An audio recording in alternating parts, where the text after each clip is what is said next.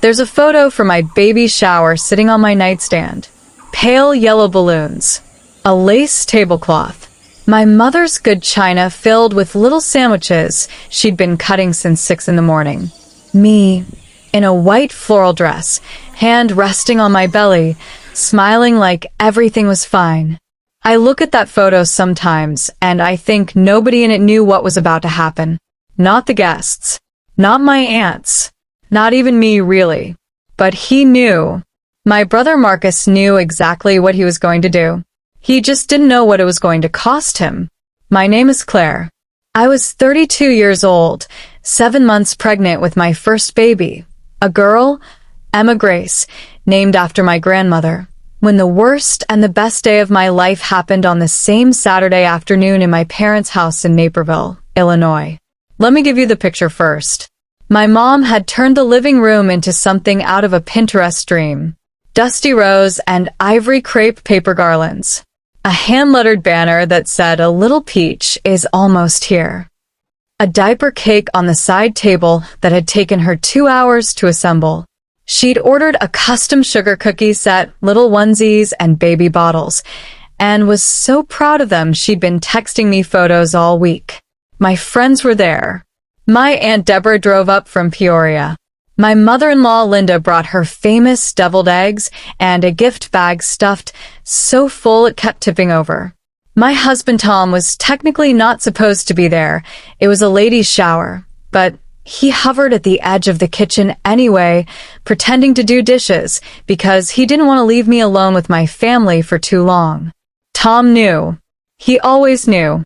Because there was one person at that shower who did not belong there, who had never, in 32 years of my life, made me feel safe. My brother Marcus.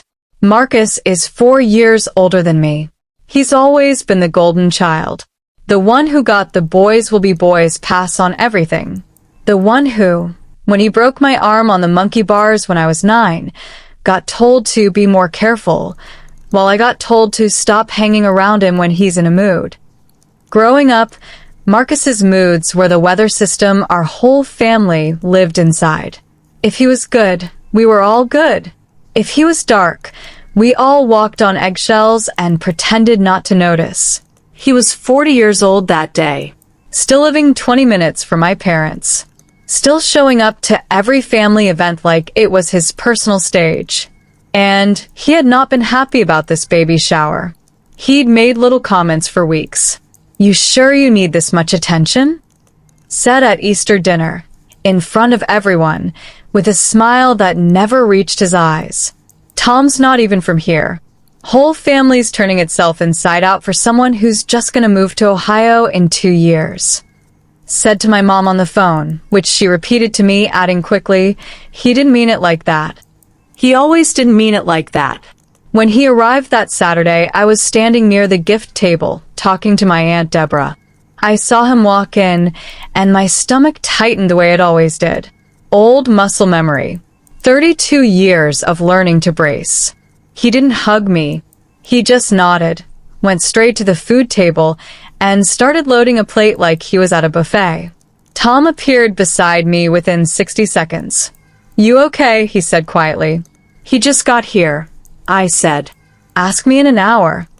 For a while, it was fine. The shower moved the way showers move.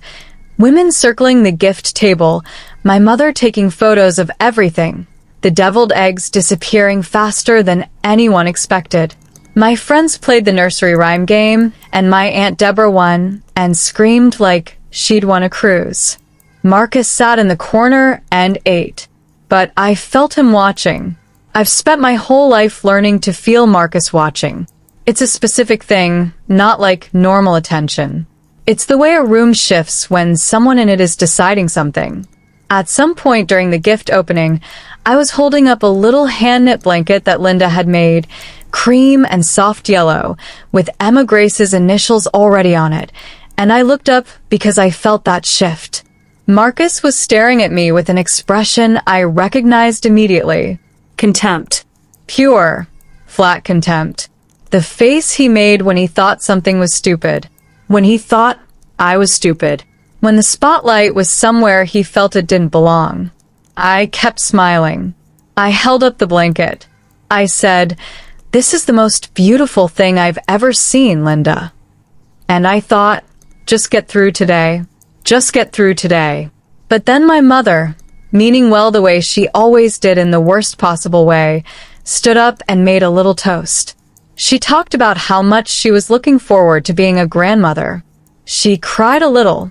She talked about my grandmother Emma, who passed when I was 19, and how much it meant to name the baby after her. She said, and I will never forget this, "Claire has always been the heart of this family, and now she's bringing a new heart into it." I heard Marcus set his plate down. I didn't look at him. My mother finished. Everyone clapped. My Aunt Deborah wiped her eyes. And then Marcus stood up. "Got something to say?" he said, and his voice had that particular flatness it got when he was building toward something. "Marcus," my mother said, a little nervous laugh. "It's a baby shower, honey." "I know what it is, Mom," he said. "I just think it's a little rich. Claire always had it easier than me. Always the favorite. And now we're all standing around celebrating her like she invented having a baby." The room went silent. 7 months pregnant, standing there holding a hand-knit blanket. "Marcus," Tom said from the kitchen doorway. His voice was calm. Tom is always calm, but he was standing up very straight. "Stay out of it, Tom," Marcus said.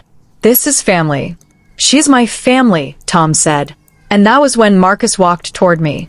I want to be clear about what happened, because for a long time people tried to soften it, tried to make it smaller than it was. Marcus walked toward me with that look on his face, the one that meant he'd already decided, and said, "You think you're so much better than me." I said, "Marcus, this isn't the time." He said, "It never is it? Never the time to talk about how Mom looks at you versus how she looks at me. Never the time to..." "Marcus, stop." He shoved me, both hands, hard, right in the chest. I was 7 months pregnant. I went backward and caught the edge of the gift table. The corner hit my lower back, and then I went down to the floor, hard, on my left side. The room made a sound I can't describe. Not a scream. More like a collective intake of breath, like all the air got pulled out of the space at once.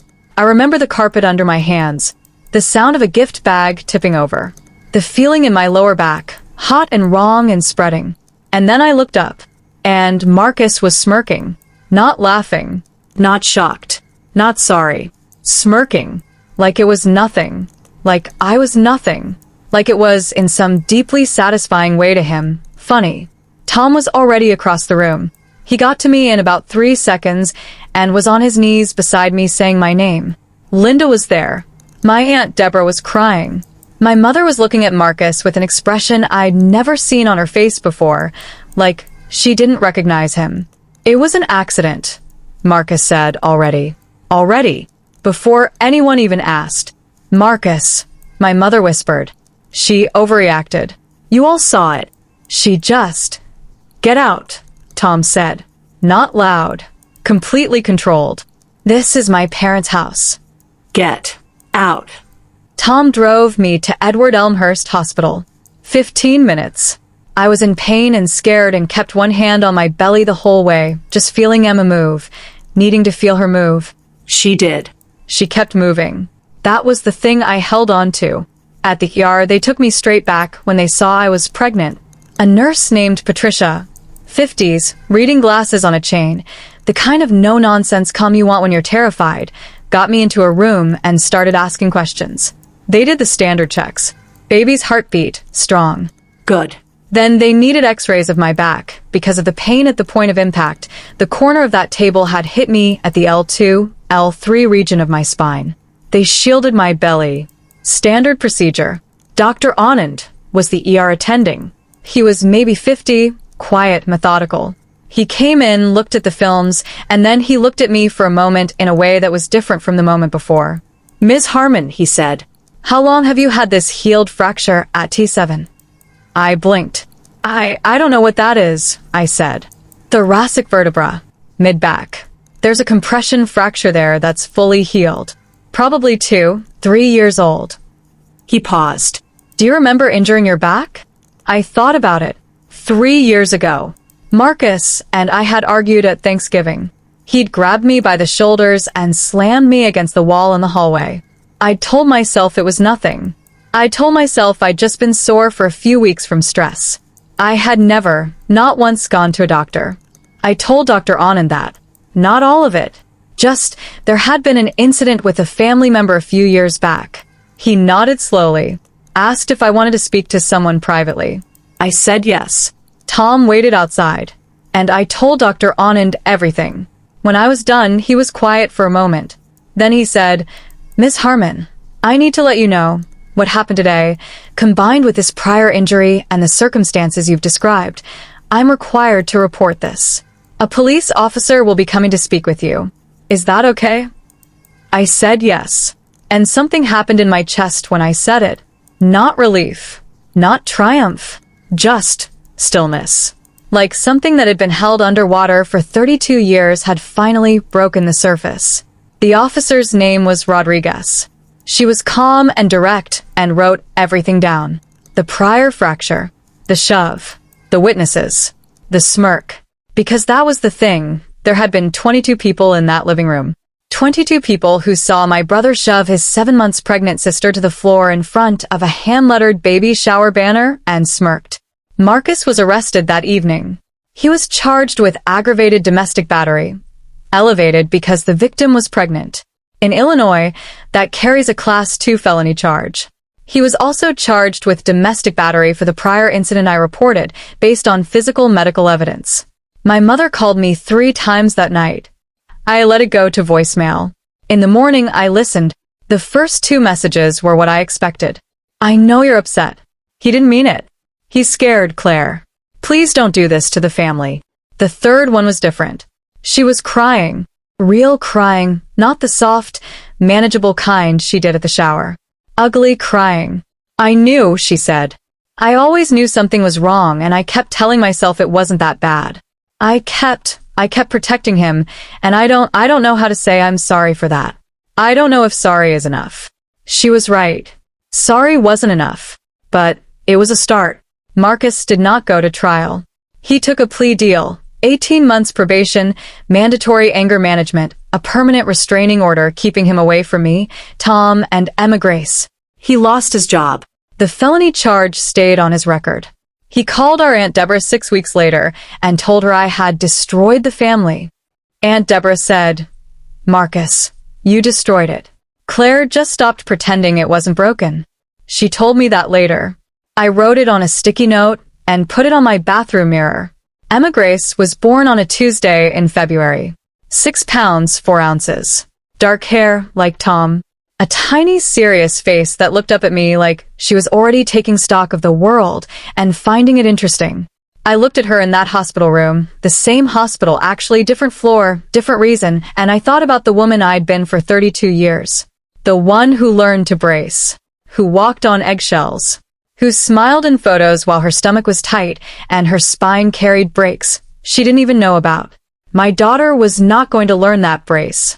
She was not going to be raised inside someone else's weather.